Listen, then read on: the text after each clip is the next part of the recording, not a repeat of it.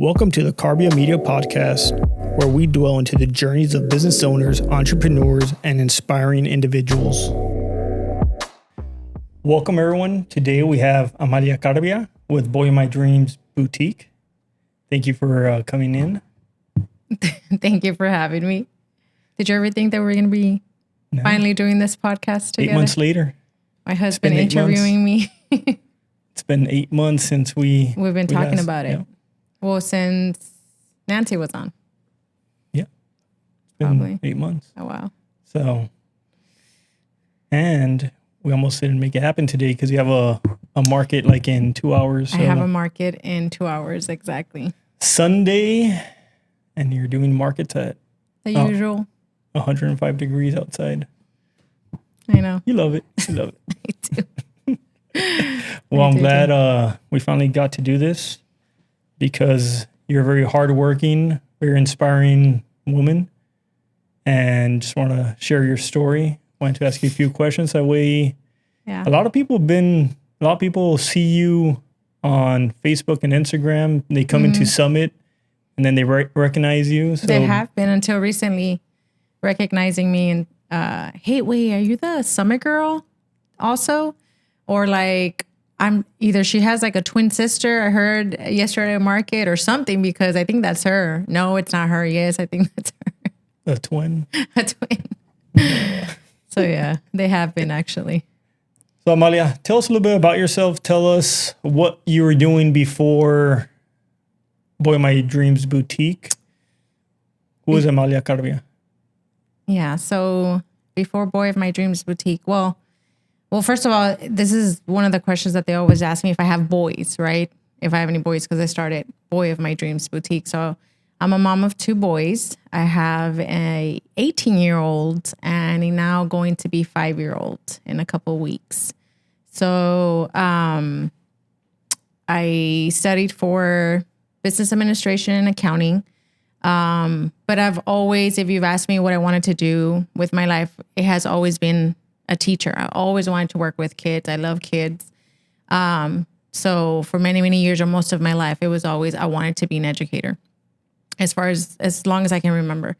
So, but obviously life took me on a different path. I, started working for a financial institution for 12 and a half years. My sister actually started there. And when she was leaving to college, she said, hey, my sister's looking for a job. Can you guys, take her into consideration? And I said, yes. And I started working there for 12 and a half years. And then during that time, it was when we met. We were introduced by a coworker of mine. So we married in 2019. So it's been 7 years that we've been married, going to 8 years. And a little bit after, a lot of people don't know this. Obviously, I don't talk about it or say anything, but my full-time job is Summit Enterprises. Like we just mentioned it. So Summit Enterprises is your business. A little bit after we got married, you said, hey, I want you to come work with me. And I was like, are you sure this is a good idea? After working at a financial institution for 12 and a half years, that was really like a hard transition to kind of, it was a big change, obviously, but I did. So since 2020, I've been working at Summit Enterprises. For those that don't know, that's my full-time job. You'll see me in the commercials. You see me on social media, on TikToks, all that. That's your business, Monday through Friday. That's what we do as a family. So Boy of My Dreams Boutique is my baby, my hobby, my weekend time. But right before that, during the pandemic, obviously, I think a lot of businesses started during the pandemic. I also had a online jewelry store. So that was before Boy of My Dreams Boutique. I don't know if you remember. Yeah. It was called Misia Jewels. And I think a lot of people started little businesses during the pandemic, right before I was pregnant with my second baby, with Sebastian, my second child. So we were doing Summit. It was during the pandemic, crazy times. So Summit Enterprises, it's a food service. We're food service distributors here in the Valley. So during the pandemic, it was all to-go items and everything disposable, right? Because nothing was open. So that was a very busy time. But on our free time, it was like, what do we do? We're just at home. We don't do anything. So that's when I started. I love jewelry. Obviously, I love wearing it. I love jewelry in general. So I was like, I'm going to open a little online because that's when TikTok was hitting off. So I was like, I have to do something online. Like everybody's shopping online. We're all online on our phones all day during the pandemic time. So I started Misia Jewels, which was a stainless steel jewelry company. Remember, you were doing the photos for them, all my the rings and with the lights and the product photography. We're doing that, and me, I was a model for all their earrings and bracelets and necklaces, everything. So when that was going on or off, like I was actually selling online and trying to promote it. That's when I became pregnant with Sebastian. But a little bit of backstory, because that has a lot to do with the theme of, or the style of Boy of My Dreams Boutique. And you know this, I've always said it, like I love everything vintage. For me, I think vintage is just me. Like I'm drawn to vintage colors, anything that has to do historian houses, Victorian homes. So that was ever since I had my first child, Asael, which he's now 18. That was, 20 years ago, 19 years ago. I love to dress him in vintage, but there wasn't really a lot of options. I love to dress him in berets and bow ties and little like vest sweaters. And, but it was all either like dark blacks or reds or dark blues. It wasn't really a lot of neutrals or earth tones, which I'm also very drawn to, have always been. So when I had Sebastian, I think it was a time on TikTok, I don't know if you remember, but it was when all these neutral home designs and neutral nurseries, or neutral baby toys. So all that was becoming more popular, more trendy on TikTok. So, and then when I had Sebastian, or when I became pregnant of Sebastian, I knew how I wanted to dress him. Obviously, vintage, neutrals, earth tones, solids. But again, there wasn't really, it was just starting to come into trend as far as like the neutral and earthy tones. But I wasn't really seeing a lot of clothing. So I was already, again, I was doing Misia Jewels. I was still looking online for wholesaling or manufacturers on that, on the jewel side. So I said, let me look into baby outfits because I'm pregnant now. I'm going to have a child after 14 years of my first one. And I was like, I want to still dress him like that, but I want to do creams and blues and earth greens and cream colors. And so I started looking into it. I think it was like a little later during my pregnancy. So it was maybe 2021 that I was actually looking into manufacturers and different wholesales, things like that really, I said, I was like, maybe I can do this. Maybe I can find, if not, I can find and customize my own based on like what's trending, but in the neutral and earth tones.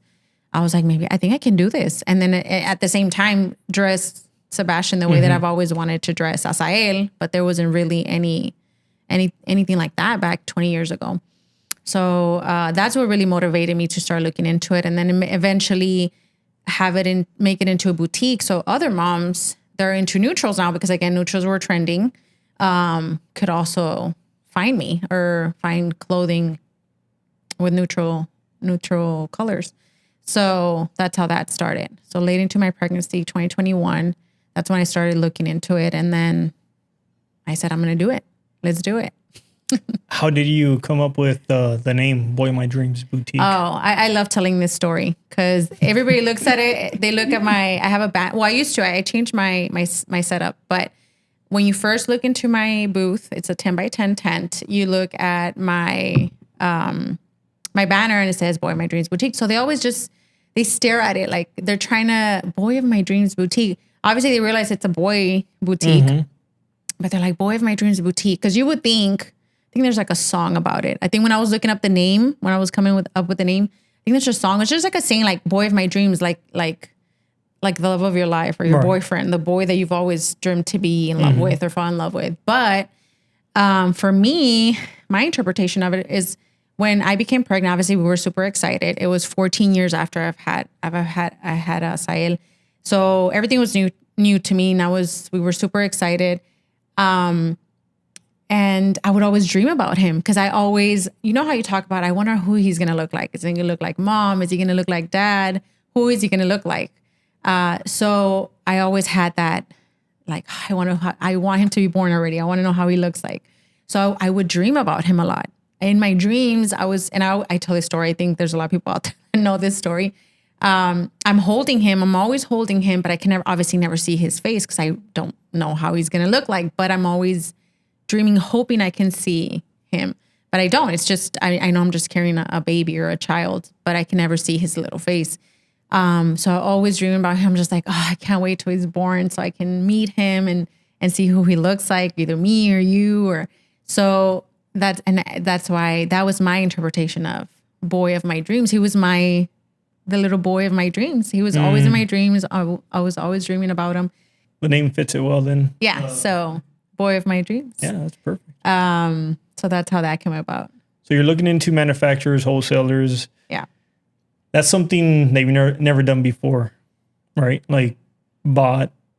Well, just with to the jewelry. resell. Oh, okay. Just the jewelry. Okay, so that's where you got a little bit of the experience and where to start, because a lot of people don't even know how to go into any of that. What was I guess the challenges that you went through when picking? Because I'm sure, just like anything, there's different qualities and everything, right? That there's different companies, good reputations, bad. What was something that you found a little bit difficult that maybe has gone better, I guess, or it took you time to well, I improve?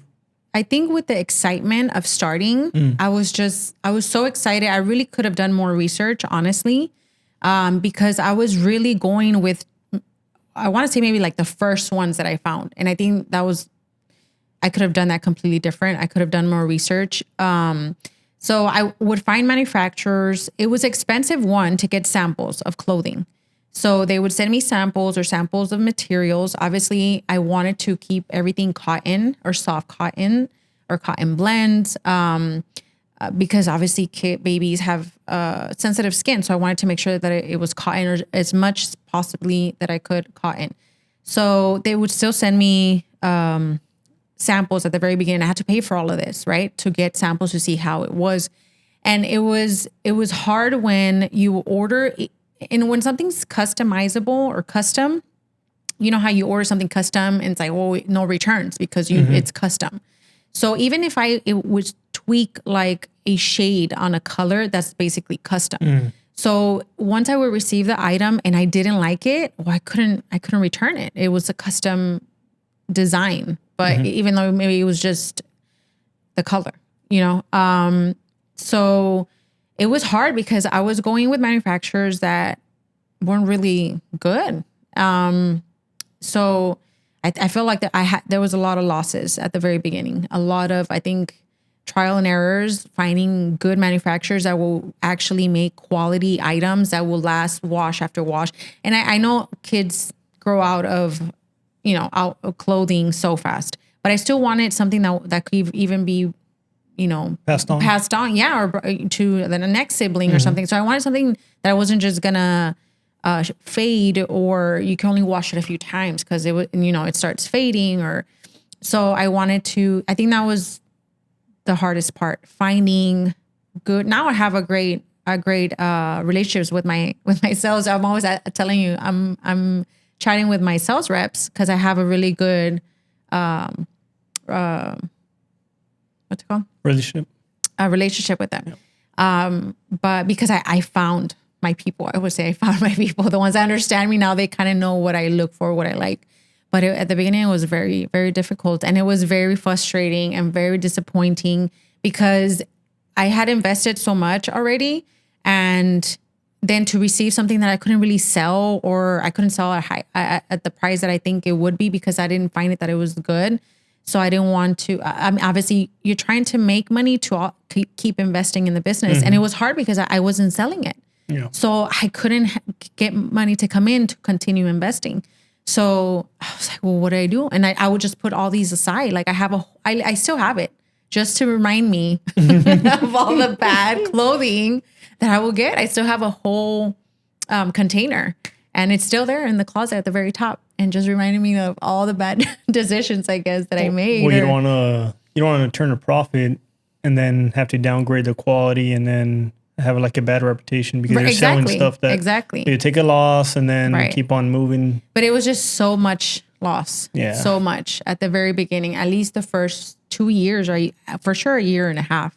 It was, and I was like, why am I not explaining myself correctly? Like you're showing me this, but you're sending me something like the materials, not, the sample that I bought that you made for me. So anyway, so I continued looking and continued researching, and I would like look into, there's a lot of, like in Dallas, Houston, there's a lot of shows, like children's clothing shows. Mm-hmm. So I would always just read up on all these companies that were associated with these trade shows or, clothing shows. So I would always try to reach out that way or try to find out, where's all this clothing coming from? I mean, boutique, honestly, clothing in any boutique, women's boutique, men's boutique, kids boutique, it's expensive. It's, what is it? MSRP or like the cost, not the cost, when you purchase, it's usually expensive. It's very expensive. Right. And I didn't want to. It's because limited. It's not like a mass production. Right. Boutique means, I guess it's limited. Yeah. So many, items per size and everything, style and everything. But I didn't want to, be known as expensive. I know there's something for everyone. Mm-hmm. And I think people, if they know it's a good quality, they're willing to pay. But I didn't want to have high prices. I wanted to look for a good manufacturer with good material, good quality, and still at a reasonable price. Yeah. Because again, kids grow out of clothing so fast. Yeah. And I was like, I don't want to pay $50 for an outfit, or even $30, $35 for an outfit that they're probably going to wear once. So maybe twice. So but still I wanted to offer good quality. So it was hard to find that. It was hard to find manufacturers that would actually, give me a good cost or price and then still be good quality. So that was, I think, the biggest challenge the first year and a half or 2 years. Not even going to talk about all the tears, all the stress, like that people don't see that you go through. So it's like a few months ago. That was a long time ago, but yeah. Even recently, because you still go through. Yeah. I mean, challenges happen. And even though it's been good for, it has been good for a few years, and then something happens, and you're like, "What just happened?" So that never happened before, and I'm like, I thought I had it done, and it just throws you off track. But also at the very beginning, that first year and a half, I also had just had Sebastian. I was still postpartum, but I was so excited to start this that. It did take even, I think, a bigger toll on me being postpartum, being a new mom, because I felt like I was starting all over again after 14 years. So that was also a challenge to still attend to my baby, but still, try to get this boutique going. And then, all the challenges that came with it, it was just hard. It was just hard. But I was like, I really want to do this. I really, really want to do this. I was excited for it. I really was. And you still are. And I still am every day. 6 years later, you still are. I still am. How do you, so you describe your boutique or your style as neutral. What other words would you kind of describe it? If you would have to describe the style or the clothing that you carry. I think at the very beginning, just because I wanted to be kind of on the same, again, you go with trends, right? What's trending and what people are liking. So the word gender neutral was being thrown out all over social media, right? Gender neutral. Both for boys and girls. Even though I was a boy boutique, like there was a lot of outfits that little girls could wear. It's still cream tones, earth tones, light browns. So it was still for both boys and girls. Even though I had boys in mind, because I don't feel like there's a lot of cute stuff out there for boys. Honestly, I love the dinosaurs. I love the trucks and and all that sports, but I Cartoon wanted stuff. Yeah, I wanted something solid. I wanted something just timeless, just something that you can still dress up or down. They can wear it with tennis shoes, or they can wear it with, maybe to church, to an event, a party, dress up or down, maybe put a hat on, or maybe put a beret on instead of a hat. So there wasn't a lot of cute stuff for boys, but I think at the very beginning it was gender neutral outfits outfits for baby and toddler. That was the theme at the very beginning. That was the concept at the very beginning. So how do you keep up with what to bring in? I know it's neutral, but I'm sure you have to kind of change it up. What do you do?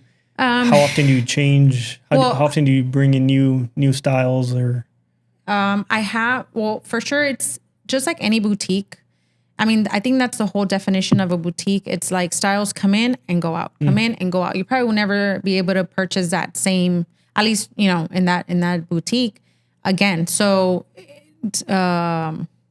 designs come in and they go out. So I'm always on social media. I'm always also just what's going on in the fashion world with either women and men. Also, because obviously, if let's say for women, if I don't know, it's like coastal vibes. So everything's light blues and light yellows. I mean, you will want to be matching with your kids. So like if there was a time when there was like coastal vibes for women, and a lot of the collections for women's stores were light blues and light yellows, then I try to incorporate those same colors into the collection that was either coming up or currently. So I'm always looking at what's going on in the fashion world, what's trending, or what's or maybe based on, I don't know, a show or a movie, or, trends. Fashion changes all the time as well, depending on, or things that come back. So I'm always on top of that, but I always have to be like months, prepared for that ahead, because it takes about a month or 2 months to find the designs, the styles, custom anything that I want, that I need to or want. And then it takes, the manufacturing time, the time to receive it. So it does take at least 2 months in advance for me to be prepared for the next collection. So, how often do you bring in new collections? So every season. So spring. So you're constantly having spring, summer, fall. So it's not just a weekend thing. No, you gotta be every day. Trying to figure out what's in, what's not in. Yes. I'm always online looking and even if it's just like a hint of something, I'm like, for sure that's gonna be the next thing. I know it. Like this is gonna do so well. Yeah. I just know it. I'm so excited. Yes. I love it. I do. I was like, I bet you anything, this is what's gonna be next. Like in the summer, this is gonna be the trend. Just seeing like little things of it, and I'm like, I think people are gonna take it. What have you received recently that that's gonna do really well? What's something new that you've received? Oh man. I'm trying. It's because I love everything. I think everybody loves everything. I know one that you're excited about. Which one? I was gonna ask you too. Yeah. So you're talking about boys, but I know recently, after so many years. Okay, I think we have to say it. After so many years of you telling me to switch my whole concept. Well, not switch it, but just add girl clothing, right? Yeah. Girl outfits. But again, I wanted to just make sure I didn't lose the whole boy boutique, because I think that's super important, because I believe in it. I really do feel like there's not a lot of cute stuff for boys out there. And I know, especially locally, people look for me because they know that I'm going to have something for their boys, right? Girls, you can find aisles and aisles of girl stuff, but obviously it does sell a lot because girls are all, just like me. I'm always changing outfits, looking for upcoming events. What am I going to wear? Accessories, everything, right? Yeah. It's more for girls. So there's more of it. But so yeah, it has been what? A year, maybe? I think so. Yeah. That I think I brought in. So it's Girly Girl Collection by Boy of My Dreams Boutique for all of our girlies, because I would get a lot, because I think that's how I mentioned, and you're like, well, do it. And I would get a lot of girl moms come in and say, oh no, it's just for boys. And I'm like, yes, it's a boy boutique. But so many, just to a point where I'm like, okay, I need to, I just have to. So, again, with the same manufacturers, they were like, oh, girls? Okay. So let me send you a catalog. Let me send you what, that goes with what you usually order from us, or the colors, the palette they usually order from us. These are something, for girls. So I called it Girly Girl because I feel like the colors are just also like a very light colors, vintage pinks. I don't do a lot of blues and greens, obviously, because I know girls, they like pinks, right? Pink. Yeah. But I do like yellows. I do have a lot of like cream or beige colors. But yeah, I think I try to stick to pink because the whole that Girly Girl is all pink. I'm thinking about that. Like, look like kind of like tie-dye pink little outfit. Oh yeah, the new one the little romper that I got. Romper, there you go. It's a little bubble romper. It's so cute. But yeah, you were just like, just do it. I'm like, okay, I'll do it. No, I'll do it in 5 years. Yeah, I'll do it in 5. Everything. No, I need time. I need to prepare. I need to do things right. Yeah. Just do it. And you're like, just do it. Figure it out later. So I did. So what's the most popular item that you have there, or that people know you for? Oh, well, that has to be my baby gift box. What's that? What does the that baby consist gift box? Ooh, the baby gift box. So it's a little box that you get to customize for a baby shower, a welcome baby gift, or just a newborn, or maybe a new mom to be, even if the baby hasn't come yet, maybe for the mom. But I love telling the story too. I think people just, oh, baby gift box. Oh yeah, let me tell you the story. So like whether they ask or not, I always like, let me tell you how that idea came about, because everybody tells me, oh my God, that's a great idea. Constantly, like without a fail at a market, somebody says, this is a great idea. So going back to during the pandemic, when I started the boutique, it was 2021, 2022. Everybody was having babies like us. It was like a baby pandemic boom, right? Mm-hmm. So, and there was all these like drive-by baby showers, or just like small baby showers at that time. And my sister, I don't know if she remembers, but I tell this story to everyone. I said, my sister actually was the one who told me, hey, why don't you, because I had just clothing at that time, right? She said, why don't you come up with something that you can just put together, so I can just give to like all these babies that are, all these baby showers that I have coming up. And I said, well, I mean, and at that time, I'm I didn't come up with it. Obviously, at that time, there was a lot of versions of it on Etsy, obviously Etsy online, because everybody shopped online at that time. So there was a lot of versions, but they were very pricey. And it was just a few items. It included a blanket, maybe a teddy bear, maybe like a comb and a brush, something like a gift box. But it was starting at, $50, $60, up to $80 sometimes. And I was like, that's so expensive for a few items. So it was just because it came with the box and, crinkle paper. So I was like, maybe I could come up with something, but more affordable. I didn't want to have to offer, have high prices. I want it to be affordable. Accessible to most people. Yes, exactly. So, because I was thinking like, what would I want? What would I look, if I would shop here? So, I remember sitting down at our kitchen table, and I got a notebook from Asael from school, and I started writing. First, I looked for what items. So obviously baby items or newborn items, or maybe items that they'll use at around 6 months, 9 months, less than a year, because that way they can use it their first year of life, not as a toddler or anything like that. Just use it right away. So I wrote down all the items that I knew. I just had Sebastian, so I had all of this at home. Mm-hmm. What items do I have right now for my baby?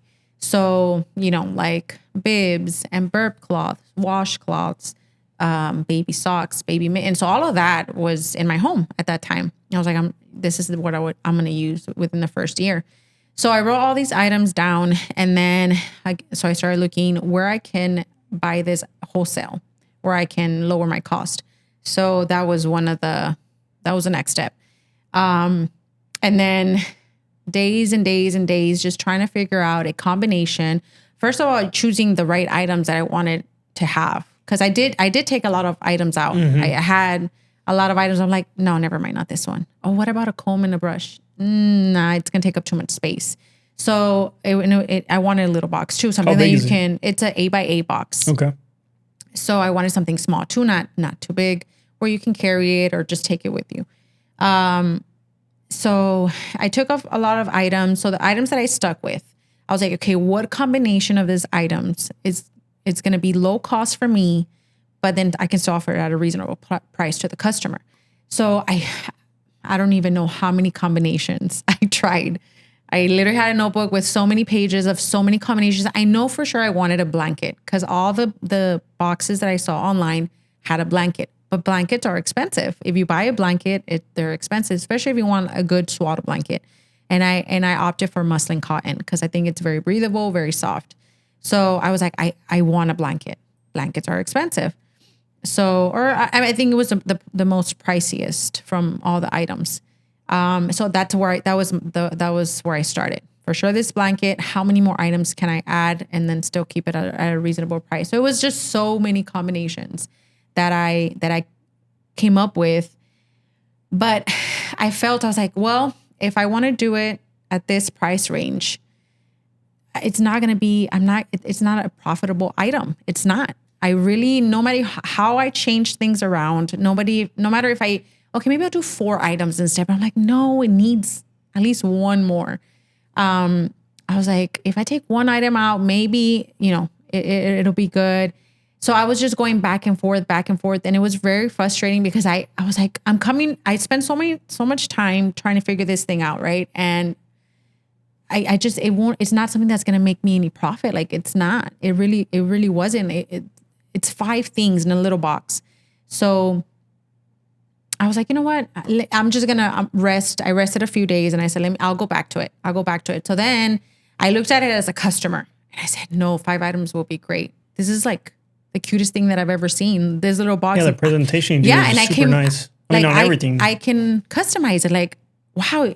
Like it looks so cute. Like the things that I picked, you can have it all blue, all white. You can mix the colors, just neutrals, it was just the cutest thing that I have ever seen. The little box, right?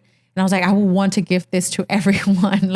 And I always ask customers like, well, how is your nursery? Like you can go by their nursery. Like if their nursery is, I don't know, pink and rabbits or bunnies, yeah. So I was like, you can actually customize it either how the mom, what the mom is into, or the theme of the baby shower, or the theme of the nursery, or, it was just the cutest thing that I have ever seen. So that's when I realized, I said, this is not going to be a profitable item. It's not. This is going to be a Halo product. This is going to be my Halo product. So it's going to be my brand building product. This is what people are going to know me for. My baby gift box. So when I changed that mentality, it just worked out and I just went with it. And I said, so now it's like, that's the girl with the baby gift boxes. That's the girl that we need to go find at the market. Well, it makes it so easy though. Like you just go in there and you have steps, right? Like you get one of these, one of those, right? Yeah. I explained to them. So you choose a blanket, you choose one from, these 2 items, and then 3 additional items, a total of 5 items. So, and they love it. And then some are so excited. They're like, oh my God, I don't know what to pick. You can add more items. And, the items, I feel like they're very affordable. So people just sometimes just add more items and it looks, full, more, fuller.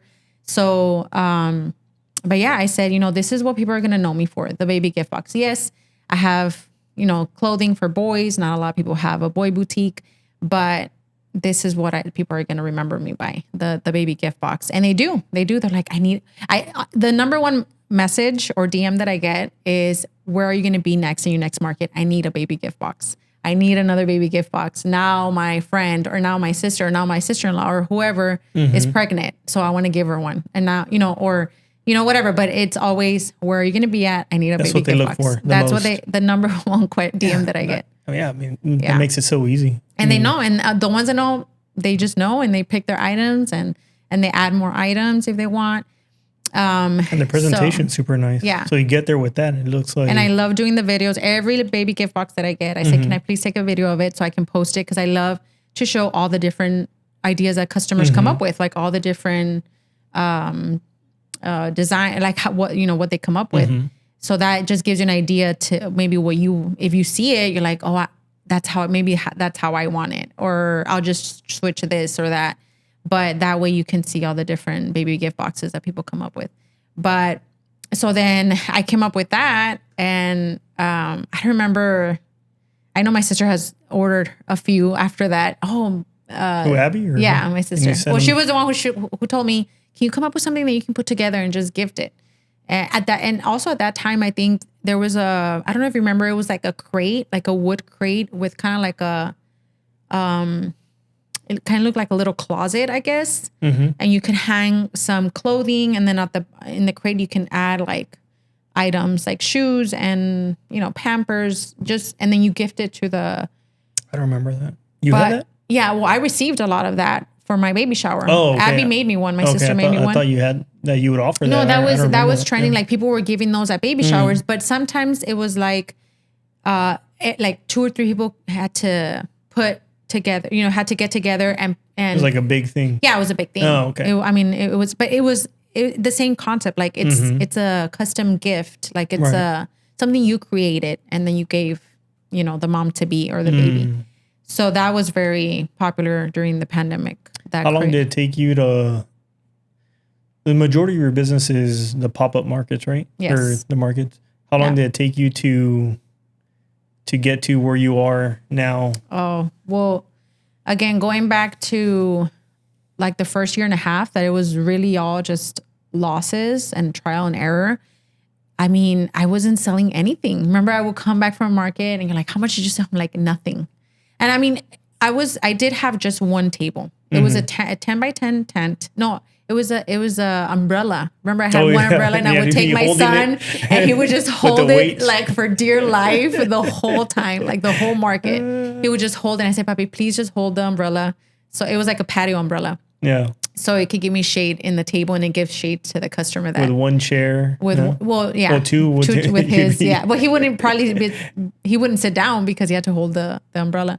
So it was one table and then one rack with outfits. And that table had that crate that I'm telling you, because I had received that for my baby shower. I would hang like the collection that I had, so people could see what they could find on the rack.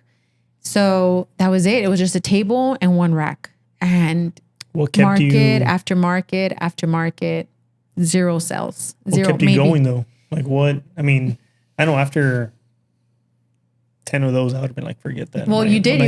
You kind of told me one time, you said, man, sometimes I just want to tell you, like, are you sure you want to keep doing this? Like, you come home, no sales. Yes. Like, you're out there in the sun. It's hot. So many hours.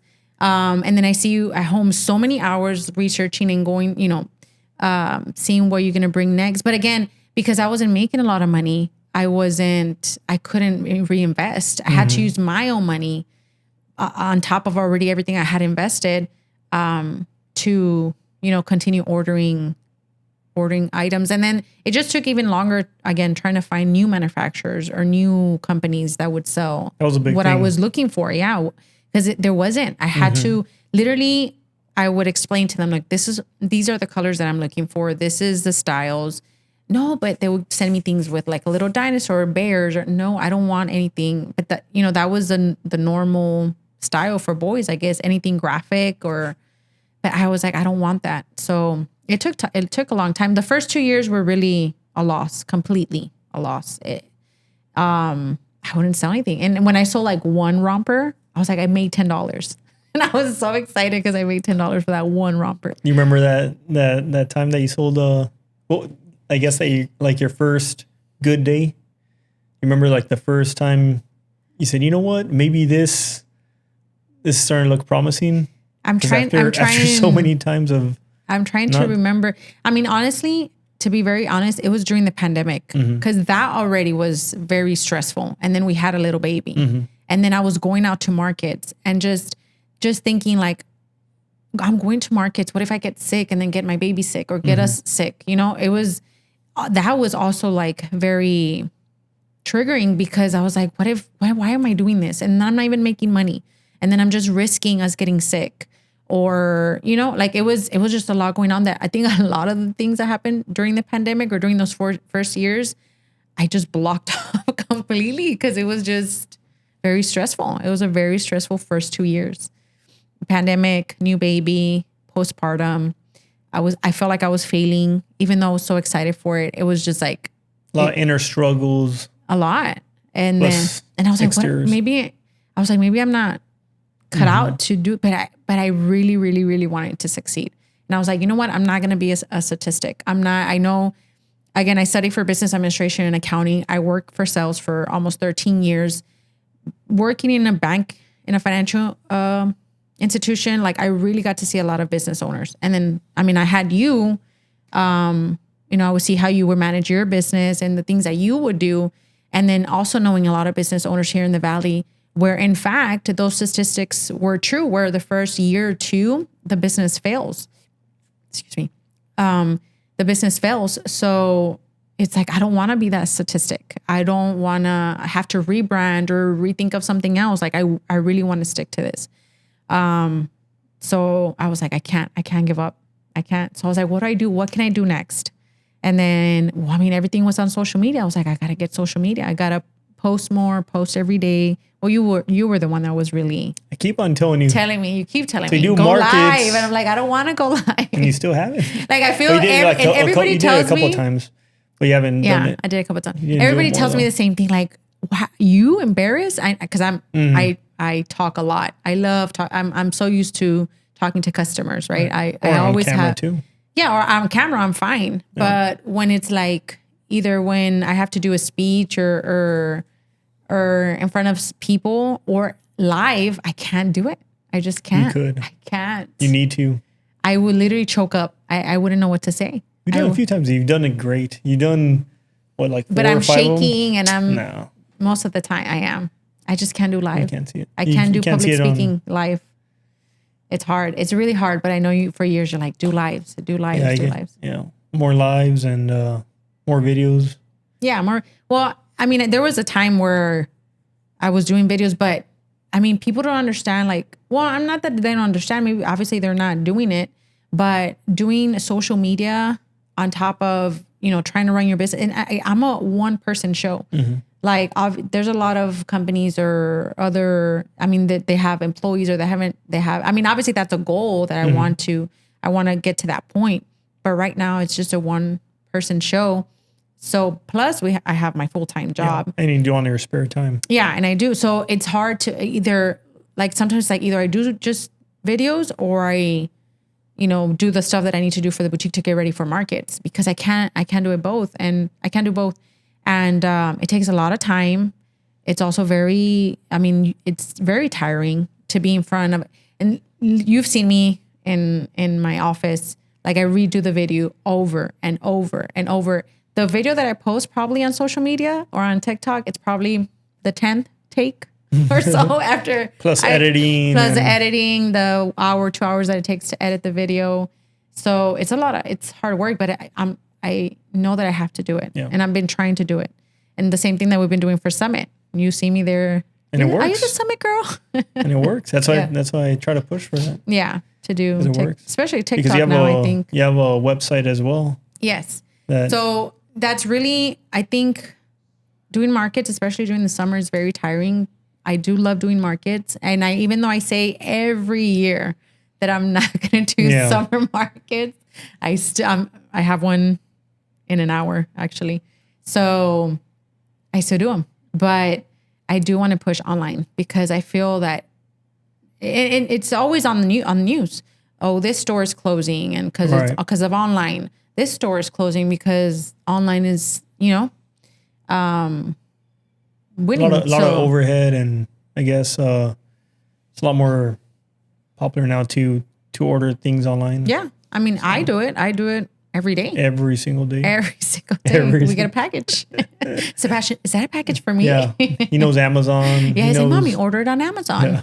Order it on Walmart. Give me a toy from Amazon. Yes. So that's what I'm trying to. But again, it's like the time. It's very right now. I'm still doing markets. So, but eventually, I do want to push my website more so people can order online. Do people order just here in the valley, or where's the furthest place that people have ordered from, or what's that you remember? Obviously, Oregon. I've had Virginia, Florida. I think there was one. San Antonio. I mean, there's local people here that still order online. So they get it delivered Edinburgh, Harlingen, Westlaco. So they could go to the market, or for people that are too busy, I'm assuming, or like shopping online. Yeah. They could order on your website. It's like an e-commerce site. Yeah. It's on Shopify. Just probably most or the majority of online boutiques. You just ship it out to them. Yeah. And I'll just ship it out. So that's what I'm going to try to push more. But I need the presence online for people to, like, I'm always watching lives, I'm always on TikTok watching some boutiques, obviously women's boutique, but someone's live and just trying to like, okay, that's what I need to be doing. But I have followed them for a long time and they have been doing it. That's what all they do. First of all, that's what they do. But they do it on a daily basis. So that's something that it's hard for me to do it on a daily basis. There's always something going on, always. Whether it's school, kids, whether it's summit, whether it's something in photography with the media company, at home. I just can't do it but that's going to be the ultimate goal. You just can't sit down. I can't. I always have to find something to do. Either cakes, Yeah. Oh yeah. I do cakes. Yeah. I'm Monday a baker. through Sunday, you do stuff. Yep. Keeps you 7 busy. days a week, 24/7. And as soon as I get home from Summit, straight into the office to restock something, to put tags on something, to website orders. Something. There's always something to do from the time that I get home from Summit to the time I go to sleep, wake up, go to Summit, come back, Boy of My Dreams boutique. Or I'm baking. I'm baking something. The house always smells like cakes. Delicious. Yes. So what, I guess in the next 5 years, what's your goal for Boy My Dreams boutique, or what's your plans, or what's something that you want to focus on? Definitely more online presence. I obviously do want to do lives. I'm trying to find something because, how can I explain it? I don't, maybe it's just in my mind, but I am I'm a children's boutique, right? It's not the same like me that I'm always watching women's boutique because I'm always ordering clothes, but, find a way to where it's, even though it's a children's clothes store, like still want moms to be watching me and want to order through a live, or actually, take them to my website so they can order there. Maybe showing, talking more about the outfits, the materials, colors, showing it on live to eventually get just people just to order online or even sell on lives. But yeah, more website traffic for sure. And then maybe step away a little bit from the markets. So, and then just online. Because it's hot. It's hot. 100 something degrees today. Yeah, yesterday was 105, I think. Or was that last weekend? No, it was last weekend. I think that. Like every weekend. But the last few months. I think today cooled down because it's supposed to rain, I think, later. But it was going to be like 105. No, yesterday was 104 when we set up. Because I remember I checked and we were setting up and it was 104 degrees. And no AC. I mean, this was outside. And then the place you went to had no AC inside. No, yeah. I was like, well, let me go inside for 5 minutes to cool down. And their AC wasn't working. I'm like, oh my gosh. Real quick, what's the craziest thing that has happened at a market? For you, I guess. For like or, me? Or anything. Or I guess. Well, I think the worst part was the winds. I think that's the worst part. I mean, there's one market that we talk about. I have a few. I love going to markets because we make friends. Like, right, you make friends. You have vendor friends too. So I have a friend. One time we were at a market and it just poured. It was just 10 minutes, 15 at the most, I think, but it poured so hard. We were so stressed because we both had clothing. She has a women's boutique and I have the children's boutique, and it just poured so hard. Like the water was just coming from all sides of the tent. Like there was no trying to cover. So that like those, I mean, it's like it's not like we don't look at the weather. We look at it every second, every day leading up to the market. Every second of the day, we're on the weather app, or the organizers are keeping us updated. So it just happens. It just happens. There was another market with strong winds, and it just knocked everything down. Not once, not twice, 3 times. And I have weights on. It's just the winds were too. Yeah, you called me to take you more weights. Yes, and you brought me more weights. Well, that was another one. The one at Top Golf, that one was really bad. The winds were up to like 28, 30 miles per hour. Is that the one with they told me that the tents, like some people's tents were flying away? No, I think that was that first one that you mentioned when you took me the extra weights. The weights. So yeah, I think the weather, the unpredictable. That's the biggest challenge for the markets. For sure. I mean, remember one that you said that it was raining. I think you had to go upstairs and you just like tossed everything on your shoulders. There's still some vendors that remember that. People are like, wait, what you're the heck? Girl. Yes. I didn't even fold the table. I just grabbed the table full on, opened, grabbed it and put it on top of my shoulder, a 6-foot table, and just carried it upstairs. It was in Bronzeville. I can't remember the name of the place. But it had an upstairs and a downstairs. Vendors were at the bottom and at the top. I didn't want anything to be damaged. So I think it was just me trying to get everything inside as fast as I could. I didn't have time to tear it down and bring it inside. It was already pouring, I think, at that moment. So, but yeah, that was all the stories. There's a lot of them. There's a lot. No, and because of the weather, you can't predict that. So even vendors like having heat strokes and stuff like that. I've had a few around me, and it's just scary. It's scary. Like it's so hot, and obviously a lot of times I'm by myself. You would go and help me in the beginning when Sebastian was a baby, but now that he grew up, he started walking and running, and he wouldn't stay still. I said, you know what, just stay at home and I'll do it by myself. So I'm by myself, bringing in the tent, the tables, everything, setting everything up. So on a very hot day, it's hard. It's very hard. Yeah. So you got to do more lives. You got to do more advertising online, push the website, and occasionally go to the markets because you like doing that. I do. I really do. And then I love having all my regular customers. I have a few boys that have come since the time that they were babies to them being toddlers. It's crazy how they've almost outgrowing the boutique, because I try to have from 0 months to 5T most of the time. Probably 4T now, but there's not a lot of 5T available. But I've seen them since they were babies, and then now they're toddlers. So I think that's something that nice. I wouldn't want to give up. Like I would still want to have customers come and see me and chit chat. If everybody knows me that I talk a lot. I mean, you can tell. But I'm just talking away. Seeing them grow up, and then they tag you. They tag you on social media when they wear certain things and everything. I think that's another like motivation, because I see them posting it, or I see the kids wearing it, or pictures of the kids of the boys wearing it, or girls. And now I'm just like, well, I'm doing. Yeah, I was like, well, I think I'm doing it, and then they continue to come and continue to purchase. So I know that they've loved or liked what they purchased before, so they want more or see. And everybody gets excited because I changed my collection every season. They're like, and I always tell them, if you guys like something, get it, because I probably won't restock it again. And that's how it works. Sometimes manufacturers just discontinue the style, and I can reorder it, and it'll be more cost if I, as a custom item, even though they had it in stock.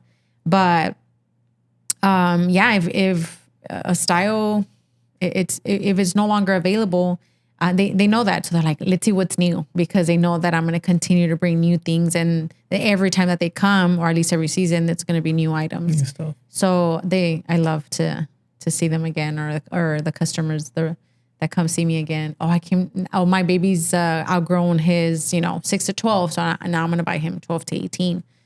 So that's nice. Yeah, I love it. I honestly do. So I know you got to go. We're going to be running late. We have to go to the market we're now. late. So we still got to Good load thing I up had everything. all this. Well, Well, no, we everything got- was already loaded from yesterday's market. We still got to load up And a few I was able to boxes. restock a lot of things this morning. So But we're we going to gotta go load up head over there. to the market. So where can they find you? What's your handle on social media? Where can they find you? So for sure, local, our RGV or local community, they can search me, Boy of My Dreams Boutique RGV. That's where I'll have all the market schedules. When's my next market? Obviously, all the information on the new arrivals or restocks. And then I do have another Instagram without all the market information, just kind of to people to find me, just, you know, what's in stock, what's coming in, new arrivals, restocks. That's Boy of My Dreams Boutique, and on Instagram as well. And then obviously the best way to see everything, the first thing that I update every time is my website. That's the first thing that gets updated before Instagram, before Facebook, before TikTok. It's my website. So all the new items, new arrivals, restocks are going to be on the website before I announce it on the rest of the social media platforms. And then obviously TikTok, I have Boy of My Dreams Boutique, where I have all my TikTok videos. And maybe eventually go live, hopefully soon. I already have something in the works. I have something in the works. I have a little thing, and hopefully it works. So All right. but I'm still working on it. I just haven't had the time to go Next go live. week. Tune in. She's going to do it next week. I'm gonna see. All right.